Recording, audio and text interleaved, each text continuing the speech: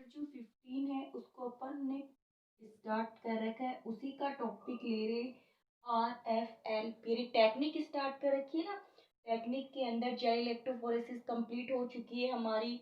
उसके बाद में हम लोगों ने पीसीआर कंप्लीट कर लिया है। पीसीआर के बाद में आपके सिलेबस में दे रखा है डीएनए फिंगरप्रिंटिंग। तो डीएनए फिंगरप्रिंटिंग की कंप्लीट प्रोसेस मैं आपको पहले ही करवा चुकी हूँ। सेम पॉइंट है, सेम प्रोसेस चलती है, तो यहाँ मैं नहीं करवा रही हूँ आपको डीएनए फिंगरप्रिंटिंग की प्रोसेस।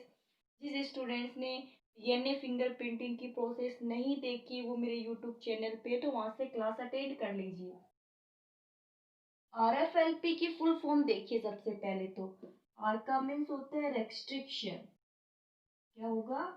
रेस्ट्रिक्शन। एफ का means fragment. Fragment. L means length और P mean polymorphism. Polymorphism means many form.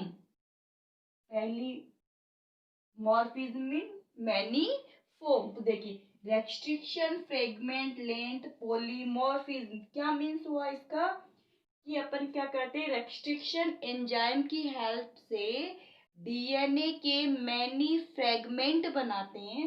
ये जो मैनी फ्रेगमेंट बनेंगे ये मैनी फॉर्म में बनते, कोई स्मॉल साइज का है, कोई लार्ज साइज का है, कोई मीडियम साइज का होता है।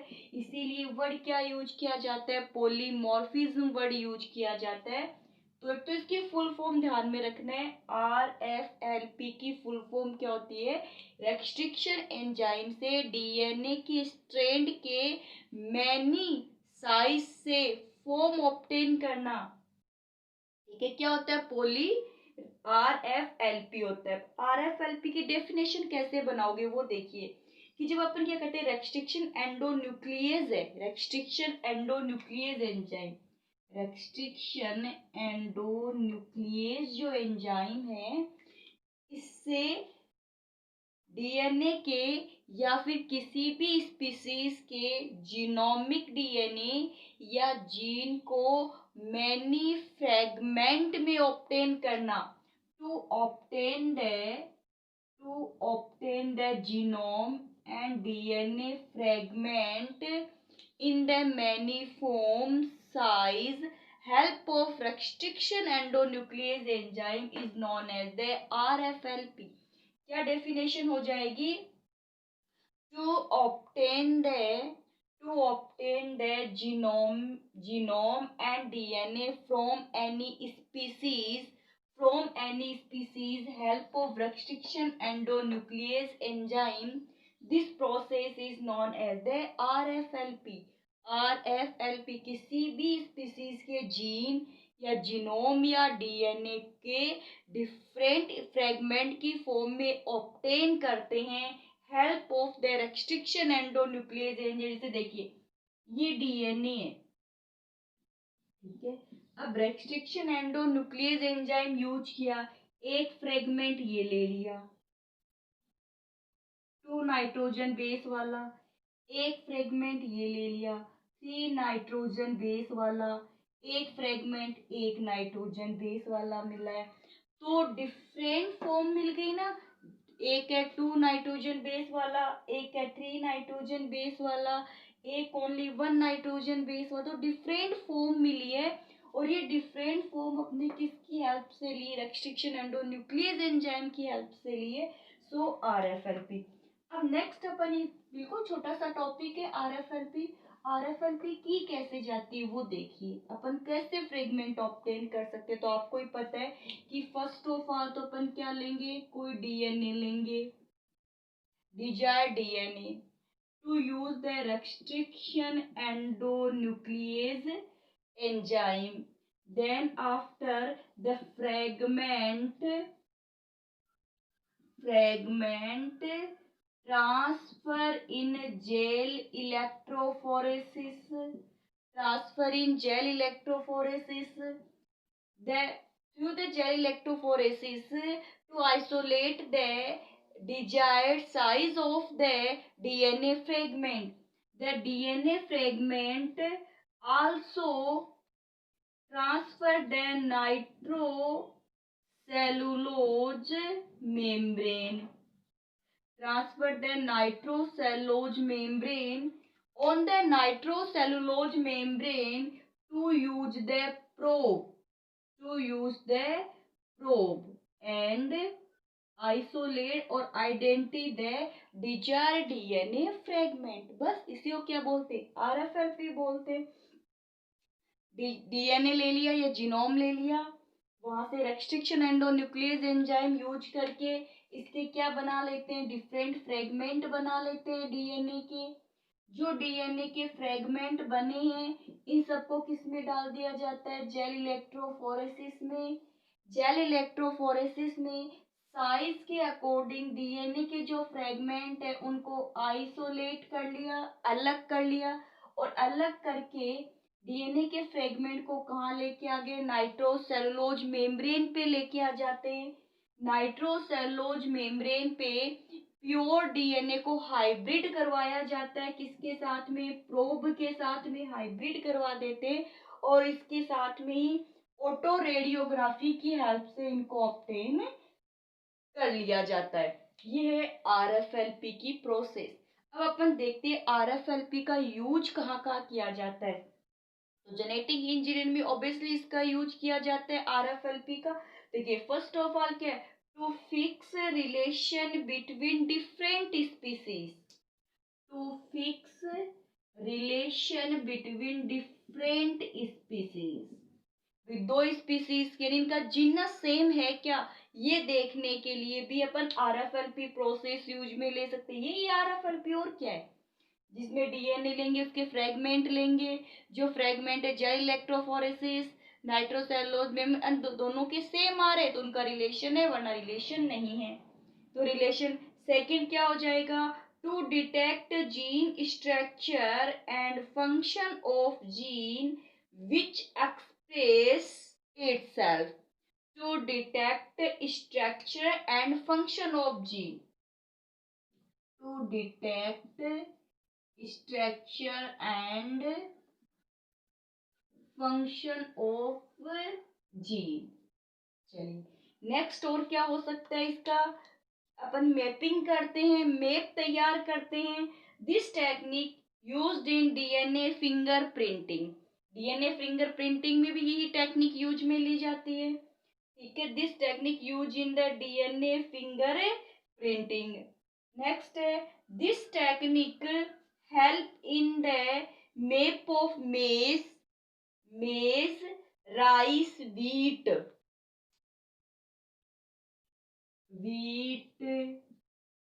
राइस, मेज, इनकी मैपिंग करने के लिए भी ये टेक्निक यूज में ली जाती है. तो इसके ये क्या हो जाते हैं? Use.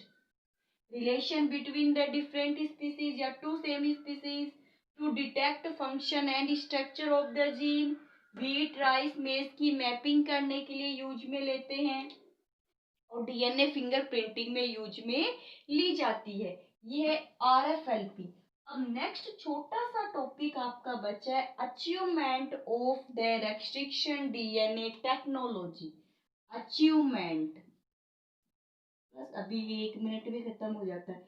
Achievement of restriction DNA technology में यानी रिकॉम्बिनेंट डीएनए टेक्नोलॉजी क्या क्या अचीवमेंट है, इसे क्या क्या उपलब्धियां मिली है वो देखते हैं अपन.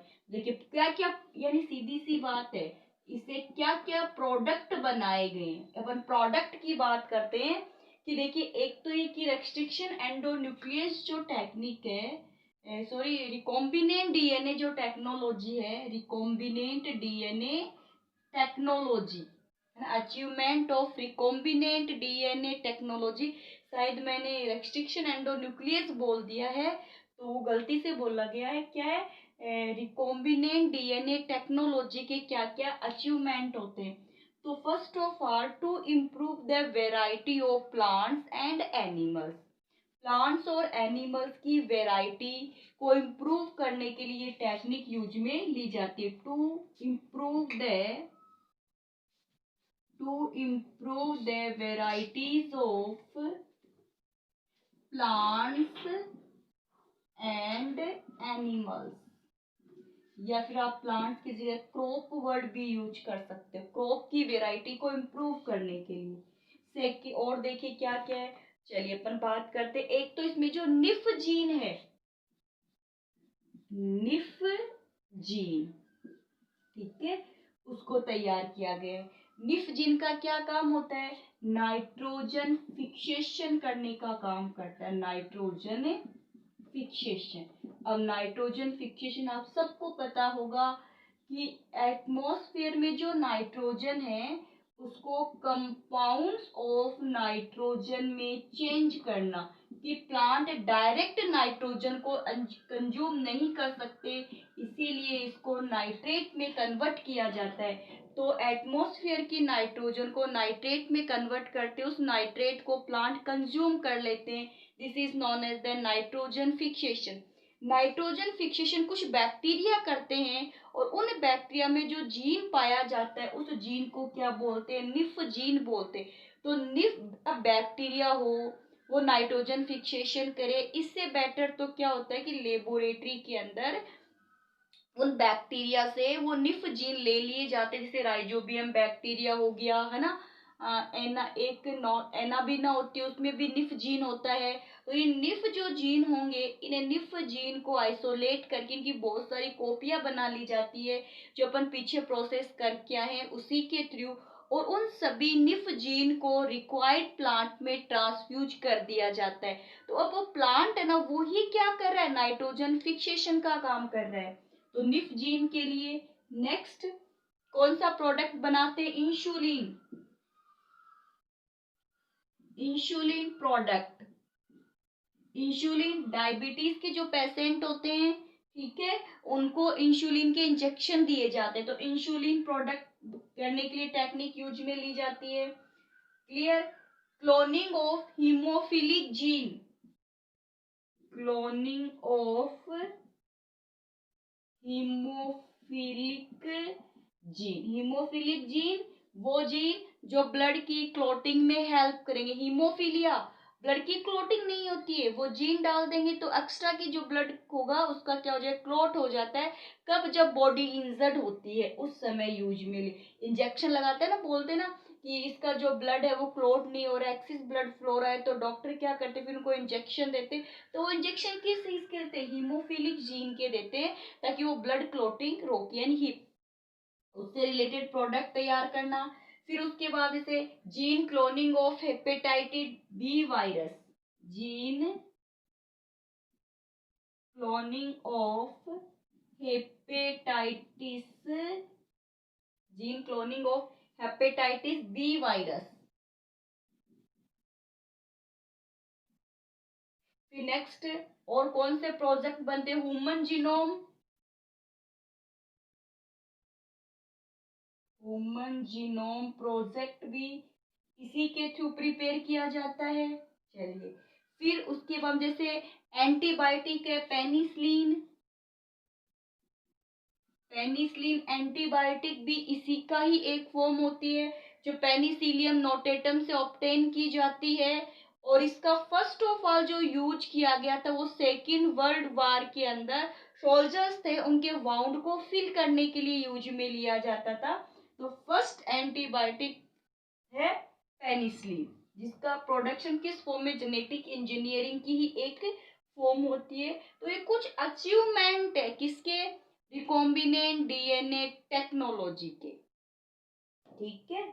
और एंटीबायोटिक अलेक्जेंडर की थी क्या फर्स्ट, ध्यान दीजिए किसकी थी, चेक करना। चलिए, तो अचीवमेंट में क्या क्या, निफ जीन बनाना, इंसुलिन को प्रोडक्ट करना, penicillin antibiotic, human genome project, gene cloning hepatitis O V virus, cloning of haemophilic gene. तो यहाँ पे ये चैप्टर कंप्लीट होता है 15 का चैप्टर। नेक्स्ट डे 16 के चैप्टर को अपन स्टार्ट करेंगे। तो इससे पहले सभी स्टूडेंट इस वीडियो से कंप्लीट वीडियो देख ले, ताकि आपके 16 का चैप्टर समझने में कोई प्रॉब्लम्स नहीं आए। वीडियो को देखने के बाद में आपको कमेंट्स करना है कि आपने वीडियो देख लिया है, आपकी प्रेजेंट देनी है आपको।